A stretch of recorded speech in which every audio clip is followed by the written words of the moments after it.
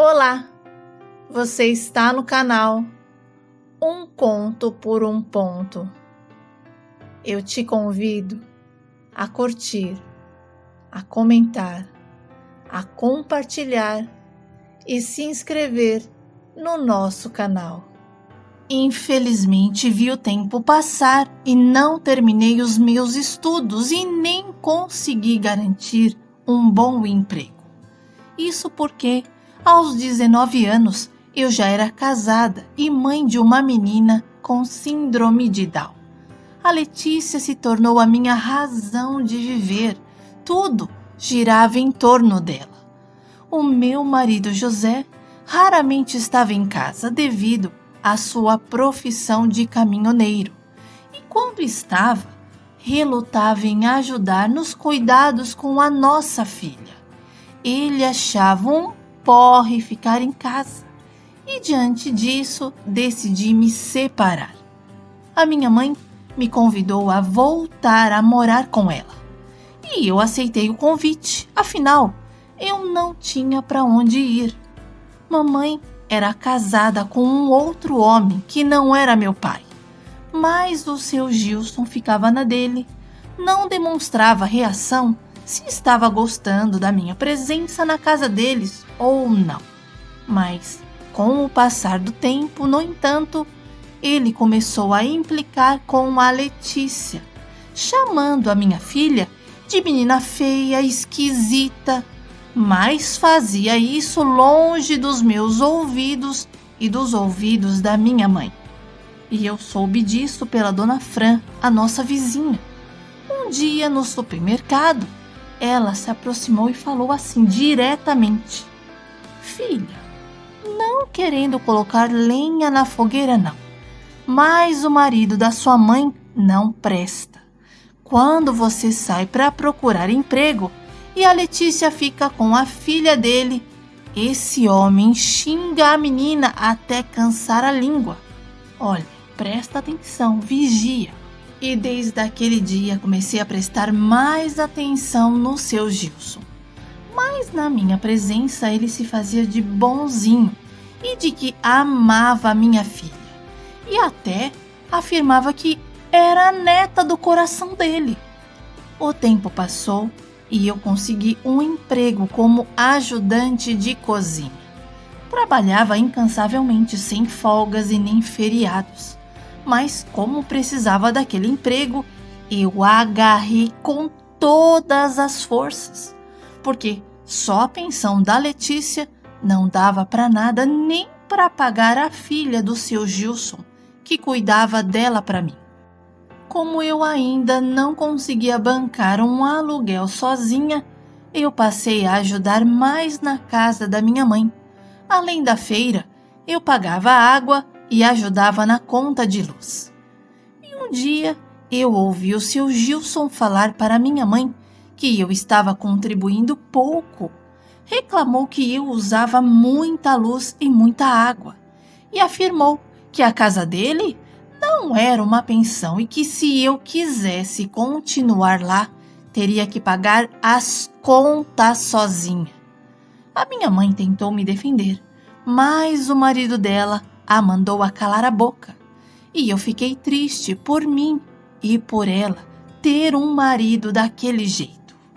Não briguei, não disse nada. Apenas comecei a procurar um lugar para mim e para minha filha. E com a graça de Deus consegui um quarto grande com banheiro. A única desvantagem era que ficava em um quintal com muitos vizinhos. E como eu nunca tinha morado assim antes, para mim era complicado. Mas, para minha surpresa, o lugar onde eu fui morar era diferente do que eu esperava. As pessoas se davam bem, se respeitavam e se ajudavam mutuamente. Era um bom lugar para se morar. Deixei a casa da minha mãe, agradeci a ela e ao falso do seu Gilson pelo tempo que morei com eles. Pedi que assim que chegassem as contas, me enviassem o valor que eu deveria pagar, pois eu tinha consciência de que havia utilizado muita água e luz, e o correto era pagar por isso. E o marido da minha mãe, fingido que só, até chorou e disse que sentiria falta da princesinha dele e que eu tinha sido a melhor coisa que havia acontecido naquele ano. Me desejou muita sorte de bênçãos e prometeu aparecer sempre na minha casa para ver a Letícia. Mas o seu Gilson nunca cumpriu essa promessa. Nunca ligou para perguntar sobre a neta do coração. E quando a mamãe ia me visitar, ele ficava dentro do carro buzinando com a maior cara feia. Bom, como a minha mãe não enxergava defeitos nele, eu nunca disse nada. E concordava quando ela dizia que ele era um homem amoroso, bondoso, generoso e sempre disposto a ajudar as pessoas sem esperar nada em troca. Que ela nunca tinha visto um homem tão puro quanto ele. Olha, pode ser que realmente ele fosse assim, mas comigo não foi. Talvez por ele ter medo de eu me tornar uma pessoa encostada, como eram os filhos dele. Sei lá. Enfim, como a minha casa ficava distante da casa da minha mãe, precisei encontrar outra pessoa para cuidar da Letícia. Foi então que eu encontrei uma vizinha, jovem de 15 anos que estudava na parte da manhã e tinha a noite e a tarde livre. E ela me convenceu de deixar ela cuidar da Letícia. A Mariana morava com a avó e uma tia que estava prestes a se casar. Mas, sinceramente, essa tia não valia nada. Ela não prestava nem para cuidar da mãe, que era uma senhora adoentada. E nos finais de semana, que ela podia ajudar, ia para a casa do noivo e só voltava na segunda-feira à noitinha. Sabe, no início eu hesitei muito antes de deixar a Letícia com ela, pois era a Mariana quem realmente cuidava da avó. No entanto, a Mariana implorou dizendo que precisava muito. E outra, a vizinha, a dona Alzira, uma mulher muito bacana, me garantiu que se eu deixasse a Letícia com a Mariana, quando ela precisasse levar a avó ao médico, ficaria com a minha filha sem problemas. Afinal, vivíamos como uma família ali. E como a minha mãe costumava dizer, quando a esmola é grande, desconfia. E eu também desconfiei, mas precisei confiar em Deus, pois eu precisava trabalhar e a minha filha precisava ficar com alguém. E meio com o coração na mão, eu deixei a Letícia com a Mariana.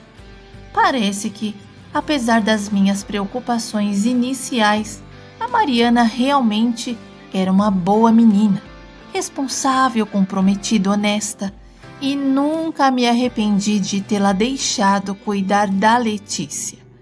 Eu tinha paz ao sair para trabalhar, e quando voltava, a minha filha estava limpa, bem cuidada, de barriguinha cheia, e eu ficava tão feliz. Antes da tia da Mariana se casar, a dona Josi passou mal e precisou ser internada. Como a Mariana era menor de idade, foi um corre-corre. Os filhos dela não queriam ficar no hospital, alegando falta de tempo devido ao trabalho. A Mariana chorava, achando injusto deixar a avó sozinha, especialmente quando várias das filhas dela não trabalhavam e podiam sim ficar com a mãe. Eu chorei várias vezes com a Mariana, pois ela tinha um medo profundo de perder a avó e ficar sem ninguém para cuidar dela. O seu medo era tão intenso que chegava a soluçar, e eu tentava acalmá-la, afirmando que a avó dela iria sair daquela. Bom, com a avó internada no hospital e a tia dormindo na casa do noivo, a Mariana optava por dormir em casa para não ficar sozinha. E eu ouvia suas orações pedindo para Deus curar a sua avó. A Mariana chegou a fazer promessa. Mas o tempo da Dona Josi na terra havia chegado ao fim e ela partiu, deixando a Mariana profundamente desolada. E foi incrível testemunhar como a família dela lidou com a morte da avó com tanta frieza, como se já esperassem por aquele desfecho. E uma das tias chegou até a insinuar que a Mariana teria que procurar pela mãe, pois na casa dela não havia espaço para ela. E começou a enumerar o que cada tio não podia fazer por ela. E aquilo me incomodou de tal forma que eu respirei fundo para não dizer umas boas e poucas para aquela turma de gente folgada. E um dia, ao chegar do trabalho, a Mariana disse que precisava conversar comigo. E durante a nossa conversa, ela me perguntou se poderia morar comigo. Aquela pergunta me pegou de surpresa. E eu disse a ela que era um assunto muito sério e que o certo era morar com a sua família. No entanto, a Mariana me respondeu que não tinha família e que eles estavam, pouco se importando com ela. E foi ela quem me ensinou que família não era apenas aquela ligada pelo sangue, mas sim pela construção do amor. A Mariana tinha um dom para me convencer, o que me levou a ter uma conversa com a tia dela, a Juliana. E chamei a Juliana para uma conversa franca entre mulheres adultas. Mas a tia dela apenas me disse que estava muito ocupada com os preparativos do casamento e que não tinha tempo a perder com bobeira. E até insinuou que se eu ficasse com a Mariana seria melhor para ela, pois começar um casamento com bagagem não era algo que ela desejava. Então, ficou acertado que a Mariana passaria a ser minha responsabilidade. E eu nem tive tempo para pensar se estava tomando a decisão certa. Apenas pedi para a Mariana pegar as suas coisas e se mudar de vez para minha casa. E assim que ela fez isso, a Juliana, a tia dela, simplesmente entregou a casa, se mudou e nunca mais deu notícias e nem voltou para saber da sobrinha. Ela se casou e sequer mandou convite. E como a Mariana ficava muito triste por ter que ficar olhando para a casa que um dia foi dela e da avó, eu decidi começar a buscar um outro lugar e consegui encontrar uma casa maior pelo mesmo valor. Nos mudamos para um bairro próximo do meu trabalho e eu passei a considerar a Mariana como uma irmã mais nova. Eu a orientava, dava broncas quando necessário e ela sempre me obedecia. Olha, eu nunca precisei repetir as coisas mais de 2 vezes para ela. E sabendo que ela queria muito fazer um curso de informática, fui conversar com a dona de uma escola e consegui uma vaga para ela no horário da manhã aos sábados. Assim, ela poderia estudar e quando chegasse em casa, eu iria para o trabalho. E quando contei a ela a novidade, a Mariana até se emocionou e pediu para eu descontar o valor que ela pagaria. No entanto, eu disse que era um presente. Olha, a Mari cuidava tão bem da Letícia que a minha filha passou a chamá-la de mamãe. E nós duas nos tornamos mães da Lê. Uma sempre se preocupava com a outra. E como eu não tinha irmãos, me apeguei muito a Mariana e ela se tornou a minha irmãzinha. E não sei o que aconteceu. E minha mãe também nunca quis falar sobre o assunto. Só sei que ela apareceu em casa e me pediu abrigo.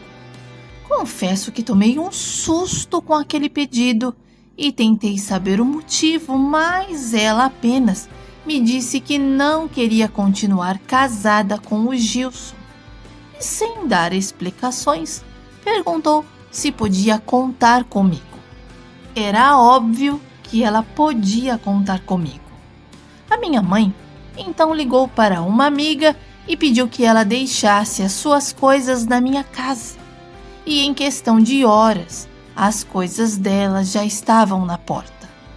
E como a minha mãe estava desempregada, isso possibilitou que a Mariana saísse para procurar emprego. E a Letícia ficou aos cuidados da vovó. No começo ela estranhou, mas logo se acostumou e ficava todo dia esperando a mãe 1 e a mãe 2, como ela costumava dizer. A Mariana conseguiu um emprego como recepcionista e começou a me ajudar em casa, sem que eu pedisse. E juntas pudemos conquistar muitas coisas. Alugamos uma outra casa maior com 3 quartos e um quintal. E a nossa vida estava fluindo maravilhosamente. Até que o pai da Letícia, o José, resolveu aparecer. Ele não me dava paz, insistindo em restaurar a família, dizendo que não aceitaria me perder. Esse homem me atormentou até não aguentar mais. Ele me perseguia constantemente que eu precisei tomar as providências necessárias para me proteger. Quando ele tentou abusar de mim e da Mariana, na cabeça dele, eu tinha um caso com a menina e por isso eu desprezava tanto ele. Mas quando eu acionei a justiça, ele amansou e parou de me procurar. Apenas depositava a pensão da Letícia. Depois disso, eu decidi voltar a estudar e completar os meus estudos. E percebendo as necessidades especiais da minha filha e de outras crianças, tomei a decisão ousada de cursar psicopedagogia, mesmo sem ter certeza de como ele funcionava realmente. Então, eu comecei a pesquisar sobre bolsas de estudos e programas de financiamento disponíveis para estudantes de baixa renda. E fiz tudo o que era preciso fazer para realizar o meu sonho. Os dias se transformaram em semanas e semanas em meses, mas eu não perdi a esperança. E então, num belo dia, veio a notícia que eu tanto esperava. Fui selecionada para uma bolsa de estudos integral para cursar psicopedagogia em uma excelente faculdade. Eu não sabia se chorava ou se sorria, mas segui em frente determinada. A Mariana trilhou o mesmo caminho que eu e conseguiu uma bolsa para cursar direito. Ela também dedicou horas de estudos. E foi através de uma ligação que a Mariana foi informada que a sua mãe biológica estava abandonada pelo marido e pelos outros filhos. No dia em que ela foi visitar a sua mãe, voltou arrasada, porque a sua mãe estava muito debilitada e não tinha condições de continuar morando sozinha. E só de olhar para ela, eu entendi o que ela queria dizer. E apenas respondi que sim, que ela podia trazer a sua mãe para morar conosco. E a dona Vilma estava muito mal. E eu pensei que ela não fosse sobreviver. Mas como para Deus não existe impossível, ela melhorou. E a sua melhora foi verdadeiramente um milagre. Porém, assim que ela se recuperou e ficou curada, A primeira coisa que fez foi pegar as suas coisas e voltar para a casa do marido, que a havia abandonado quando ela estava doente, jogada em cima de uma cama. A Mariana tentou convencer a mãe de continuar morando conosco, mas a dona Vilma virou para ela e disse que a nossa casa era um lugar muito tranquilo e que ela estava acostumada com bagunça. A mãe da Mariana foi embora e nem agradeceu. Seguimos as nossas vidas. A Letícia sempre foi uma menina inteligente e sempre a apoiamos em tudo o que ela queria fazer. A minha filha entrou para a aula de violão, pintura em tela, teatro, e ela segue a vida dela do jeito dela. Amo ver a minha filha realizando as suas paixões. A Mariana conheceu o Adriano e nos apresentou. Os dois começaram a namorar em casa, meses depois noivaram e decidiram se casar. E a gente entrou naquele clima de casamento. Corre aqui, corre ali, tudo para fazer desse dia o grande dia. A Mariana casou com o Adriano e constituiu a família dela. Teve 2 meninas, a Ana Beatriz e a Maria Eduarda. E eu sou a tia favorita delas. A minha mãe é a vovó. Sem contar que elas são apaixonadas pela prima Letícia. Minha mãe voltou com seu Gilson e eles estão vivendo bem. E eu encontrei o amor indo trabalhar. Peguei o mesmo ônibus que o Roberto e, infelizmente, o ônibus que estávamos quebrou e precisamos ficar aguardando o envio do ônibus substituto. E ali começamos a conversar.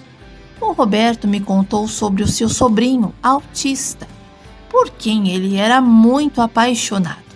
Mostrou fotos e vídeos e eu também falei sobre a Letícia e quando percebemos, estávamos trocando números de telefone.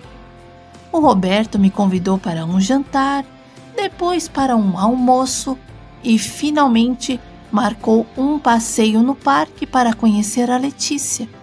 E os dois se conectaram imediatamente. Foi amor à primeira vista. A minha filha do nada começou a chamar o Rô de papai e ele aceitou bem. Hoje estamos casados e além da Letícia tivemos o Alessandro e o Fabrício e a nossa família é uma bênção, onde um ajuda a cuidar do outro.